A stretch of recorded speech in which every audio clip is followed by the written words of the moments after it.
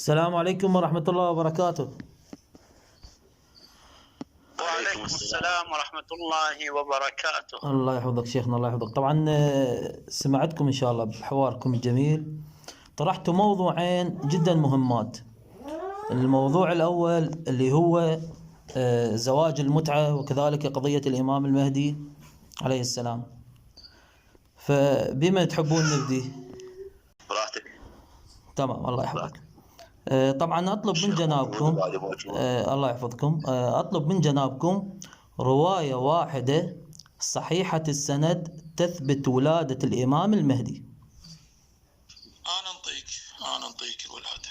بارك الله. دقيقة. تفضل اعطينا إياها. أنا وبعد إن شاء الله راح أجيب الرواية. جزاك الله. أولا عرف نفسك، من أنت؟ أنا أبو غيث. منو أنت أبو غيث؟ دراستك شنو؟ أنا إدارة واقتصاد. إدارة واقتصاد.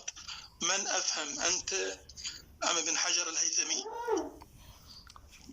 أنا طلبت من عندكم رواية واحدة صحيحة السند تثبت ولادة الإمام المهدي. أنت إدارة واقتصاد، مو شغلك هذا. لا، أنا واحد من العوام أريد من عندكم. لا اسمعني شيخنا. أنت شغلك هذا؟ لا شيخنا. أنت رجال شنو إدارة واقتصاد؟ شيخنا. شنو هذا شغلك؟ مو شغلك هذا. تمام، علموني بشغلكم. علموني بشغلكم. وش تطلب من عندنا شنو؟ اي علموني بشغلكم.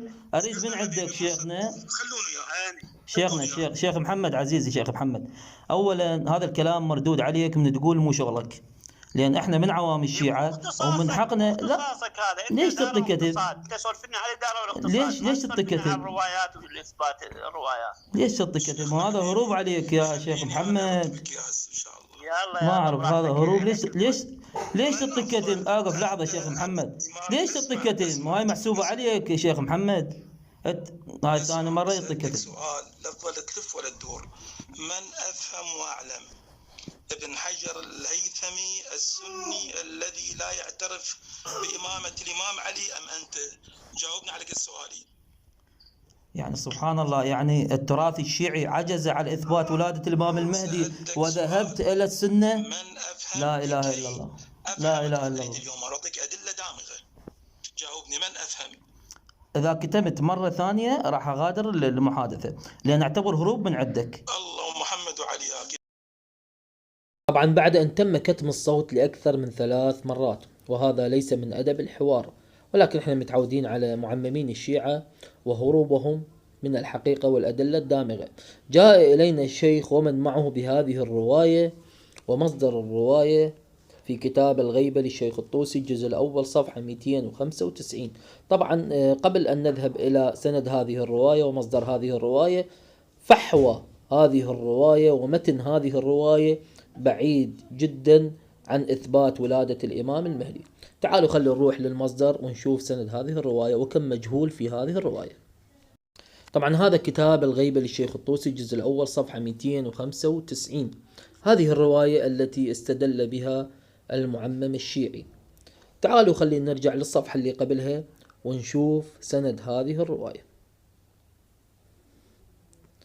طبعا سند هذه الرواية أحمد بن علي الرازي وهو مجهول، محمد بن علي وهو مجهول، عبد الله بن محمد بن خاقان كذلك مجهول، عن أبي سليمان داود بن غسان البحراني وكذلك مجهول.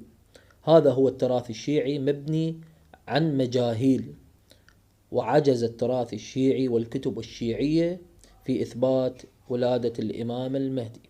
والسلام عليكم ورحمة الله وبركاته.